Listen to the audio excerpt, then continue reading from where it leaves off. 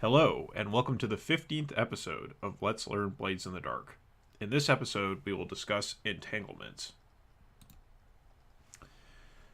So the text says, "Your scoundrels and crew didn't just spring into existence tonight. You have a complex history of favors, commitments, debts, and promises that got you where you are today. To reflect this, after each score, you roll dice to find out which entanglement comes calling." And this is a mechanic that helps gradually build out the world. So you begin play in Blades in the Dark with an ally, a rival, and some relationships for your crew. And the ally and rival apply to each character on the crew. However, that's just kind of like a tag. That's just something to start working from.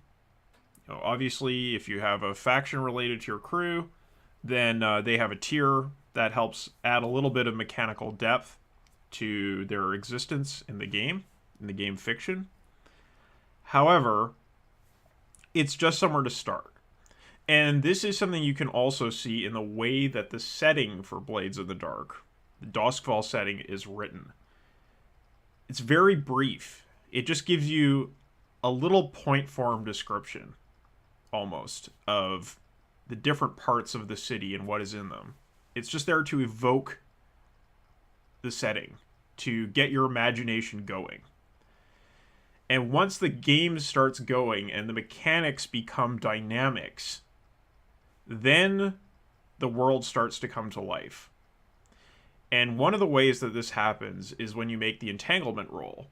And it's just going to draw one of those things in the setting into play and make it active and make your characters play off of it. So it's a process instead of being something that you front load at the beginning of play.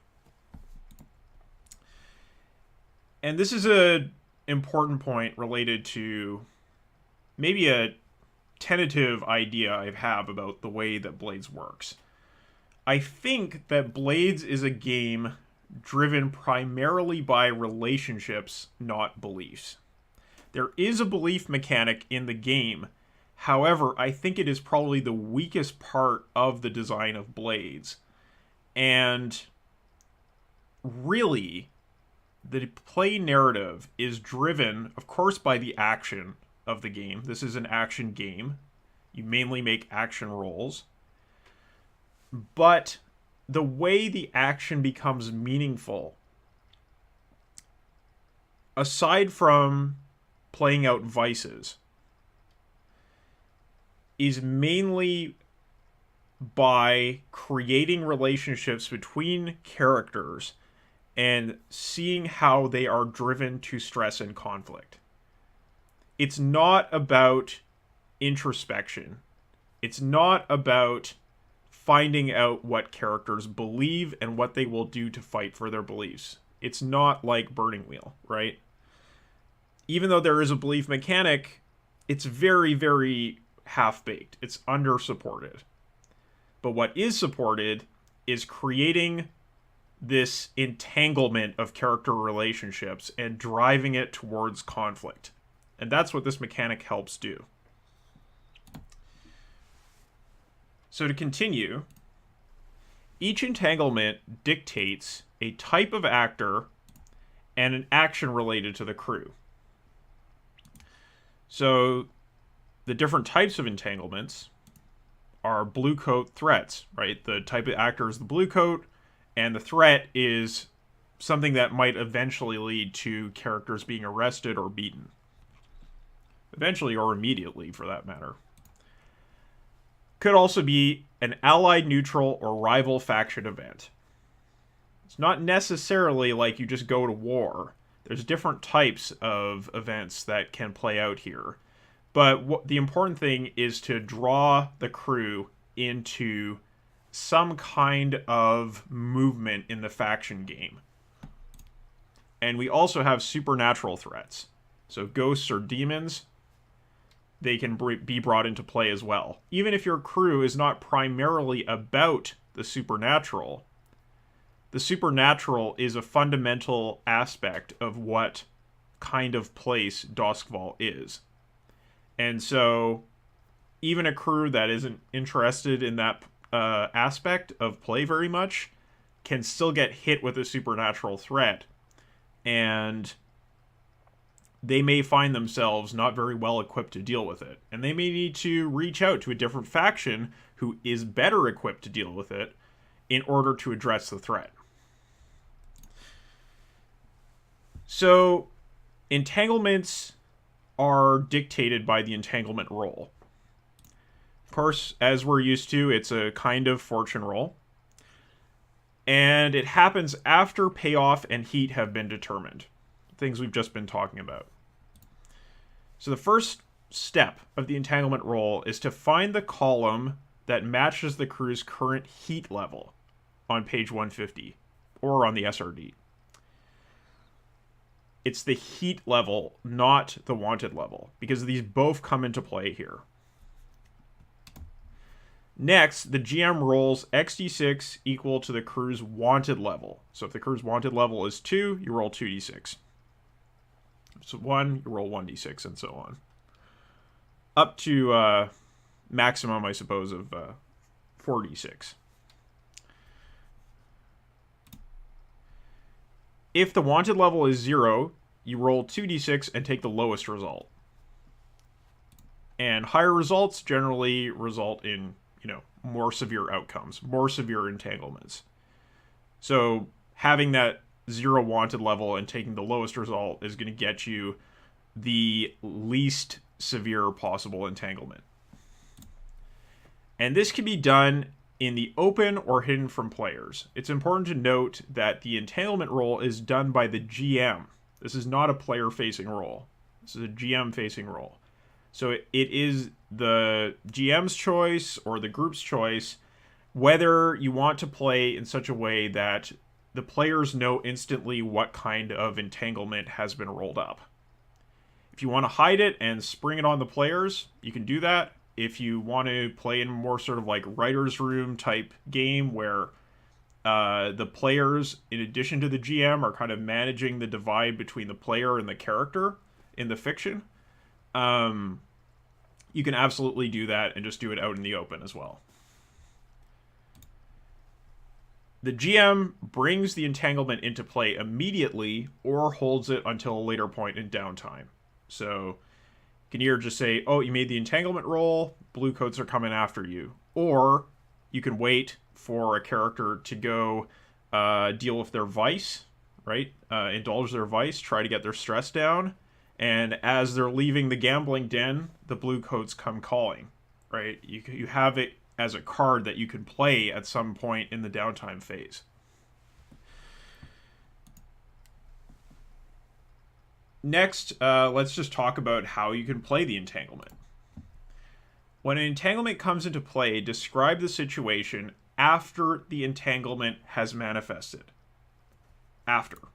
It can't be planned for or avoided. And this is like the engagement roll. It gets right into the action. There's no humming and hawing, back and forth, talking about what the best approach is to deal with the entanglement. You're in it. You start in it.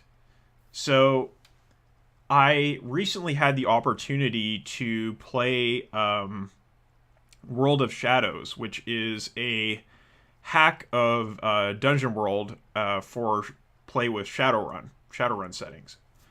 And that is, similar to Blades in the Dark, a kind of mission-oriented game. But unlike Blades in the Dark, it doesn't have phases, and it doesn't have these kind of mechanics. And that was a different kind of play. It certainly had its own fun, but we absolutely got bogged down in this point of play. Because when the GM came up with a complication following a job, we had the opportunity to think through how we were going to deal with it and what our characters might want to do. And that deliberation took up a lot of playtime. And that's not a bad thing necessarily, right? If that is something that interests you, then go ahead and play a game like that. But if you want to play a game that keeps the action moving, then you should definitely use this mechanic properly in your game of Blades in the Dark. And don't let the players go back and forth trying to decide what to do. Just hit them with the situation. So it's described as follows. Entanglements are the cost of doing business in the underworld. A good crew learns to roll with the punches and pick their battles. You can't avoid entanglements. You are daring scoundrels, you are a crew of daring scoundrels, and you are caught up in all of these relationships in the underworld. Entanglement is just part of existing in this world. You can't stay pure, you can't manage your situation so perfectly that entanglements aren't going to hit you. So why bother talking about it at length? Instead, just get right into it and see what happens. And this is a way of abstracting the complexity of the background of characters' lives. So what that means is these characters, we see them at certain dramatic moments in their lives, but they have a whole bunch of different relationships and things they have to deal with in their everyday life, as well as what they're doing when they're out on scores, and that has all kinds of consequences. An entanglement is when we just pick one of those threads of their life and highlight it, bring it into the foreground. It's like if you are watching a show like The Wire or Da Vinci's Inquest, where you have an ensemble cast and we only see parts of what is happening in their lives. Because there is a variety of entanglements that they get themselves into, our minds fill in the background. We assume there's more to their lives than just what we see on the screen. And this mechanic helps bring that kind of world building into Blades in the Dark, and it helps drive the action. So dealing with entanglements. Each entanglement type includes a description and a resolution mechanic. The group can either decide to resolve the entanglement mechanically or play the entanglement out in free play to explore it fully. So what does this mean? It means that if you go and look in the book on page 151, 152, or go look at the SRD, you'll see that there are different entanglement types that you can get out of the tables for the Entanglement Roll. And they'll describe what is happening with that kind of entanglement, as well as a mechanical way to resolve the entanglement, right? It's going to push the different kind of downtime phase mechanics in a way that will ratchet up the tension of the game and will force the players into decisions or create some kind of fortune roll that will create a interesting outcome. And that is there, that mechanic is there, that mechanical resolution is there, so that you can just play it out and move on if you want to. However, if you think that the entanglement you've rolled up is really interesting and you want to see it in detail, then feel free to ignore the mechanical effect and just do free play. And you might say to yourself, well, isn't that unfair because, you know, why should some entanglements have real mechanical impact and other entanglements just be free play? The answer is that if you go into free play, chances are the characters are going to be burning stress, they're going to be getting themselves into mechanical difficulty just by playing and dealing with adversity and challenge. So you don't have to worry about that. It's just there to give you the option. So as I said, you can't have the characters figure out how to deal with the entanglement in advance, but you can give the players the opportunity to show everyone how they deal specifically with the entanglement they found themselves in. There is still room to explore play there. It's just set up in such a way that you see the effects, you see the reaction, instead of getting into this very tactical, deliberative play that slows things down. This is a great way to help pace your session or pace your campaign. And depending on how much you want to do this, it's just one of those dials that allows the GM to adjust how much role play versus how much mechanics they want to see in their game. So in the next episode, we're going to talk about downtime activities and get into the downtime phase proper. And I will see you then.